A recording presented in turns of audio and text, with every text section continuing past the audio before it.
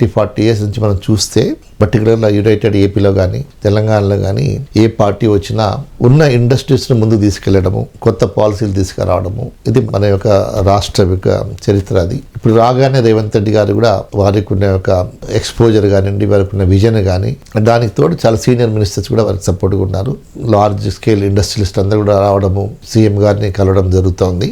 ఏదైతే బ్రాండ్ హైదరాబాద్ ఉందో దాన్ని ముందుకు తీసుకెళ్తున్నారు. ఏదైతే ఇష్యూస్ ఉన్నాయో ఇప్పుడు ధరణి ఇష్యూస్ కూడా ఈ వాంట్ టు రిజాల్వ్, అదొకటి. రెండోది ఈ ఒక ORR అండ్ RRR మధ్యలో ఉన్న ఇంకా డిఫరెంట్ క్లస్టర్స్ మేము తీసుకొస్తామంటున్నారు. That is also welcome step. And there is some new changes in the metro lines. The extension of metro definite గా it will help the growth of the Hyderabad. ఇవన్నీ కూడా positive sign. ఈ రాబో రోజుల్లో కానీ ఈ స్టేట్ గవర్నమెంట్ కానీ మేము కూడా డెఫినెట్ గా ఒక రోల్ ప్లే చేసి for the investment point of view కానీ, employment generation point of view కానీ, whatever is required for the betterment of Telangana state